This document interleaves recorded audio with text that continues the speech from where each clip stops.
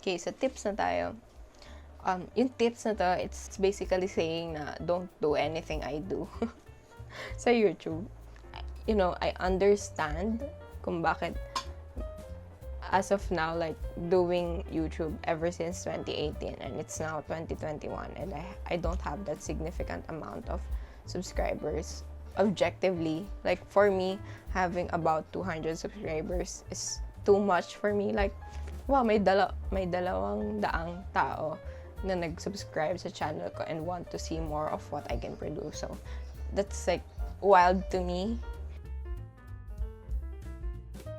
Unang-una, huwag kayong umasa na dito. Huwag kayo dito magpasikat. Sobrang saturated na ng YouTube. Like, sobrang daming YouTubers na if you're trying to gain your following here, it's not gonna work. Pwedeng mag-start muna kayo sa TikTok or sa Facebook or sa Twitter. Yan, doon muna kayo magpasikat. Ang pangat talaga magpasikat. No. Gain your followers there. Like, yun nga, sa Twitter, mas madaling sumikat sa Twitter kaysa sa YouTube. So, better to start there. Or sa TikTok, mas madaling mag-gain ng following sa TikTok. Lalo na kung kakaiba naman yung content mo kaysa dito sa YouTube. Kasi sobrang saturated na dito. So, huwag kang maghanap ng following dito. Then, pangalawa, ay be consistent. Always upload every other week at most. Kung gusto mo twice a week, go ahead. Pero I do not recommend uploading twice a week.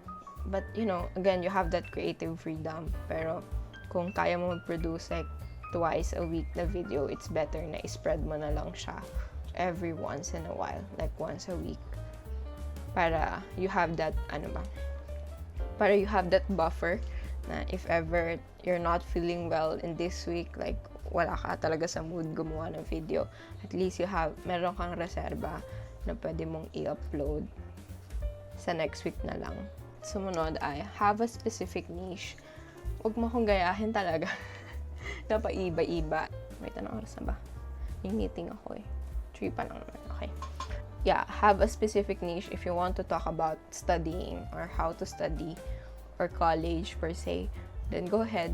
Yun na, doon ka lang. As in, mag-capitalize ka on that.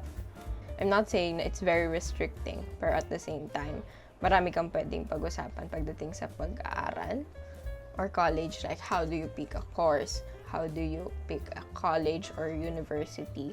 How do you study? How do you avoid distractions? What are your recommended studying tools? How do you get productive? Mga ganong bagay. Ano ba? If you do art, go ahead. How do you start your art business? How do you do commissions? How to use this medium? How to ganyan. Mga ganon. Which brings me to my next point is that you have to create your brand. Like, pag nakita nila tong video na to and thumbnail na to, they know that it's you. They know that, ganito mag-edit ng thumbnail si itong video na to, talagang gawang ganito. So yeah, create your brand. It takes a long time kasi when you start a YouTube channel, hindi mo rin alam kung ano ba yung gusto mo. You're just doing it for the sake of doing it. Or as you go along, marirealize mo, this is the content. This is the content I like putting out. This is not the type of content I want to pursue. Ayun. Trust the process. I like how my thumbnail looks. I like how, my YouTube feed looks. Like my color scheme and all. That's my branding, pakalat-kalat, and at the same time, medyo organized din kasi may color scheme. That's my brand. So, yeah, what's yours? Sumunod ay, if you're expecting a living out of it, kung gusto mo talaga ito yung maging day job mo, or you want to do YouTube full-time, then always check your stats. Meron kasing app, yung YouTube Studio, tapos sabihin nila kung saan nanggagaling most na nang nanonood ng videos mo. Like, is it from Twitter? Is it from Facebook? Ano ba? Like, kung ilan yung likes, ilan yung comments, yung interaction, engagements. Ayan, nandun lahat sa YouTube Studio. Personally, ayoko siya. Mga bandang una, dinownload ko siya. Pero yung bandang dulo, parang tinamad na ako. Kasi, wala akong paki eh. Like, I don't genuinely care. I don't care kung ano man yung reach ng this week's video.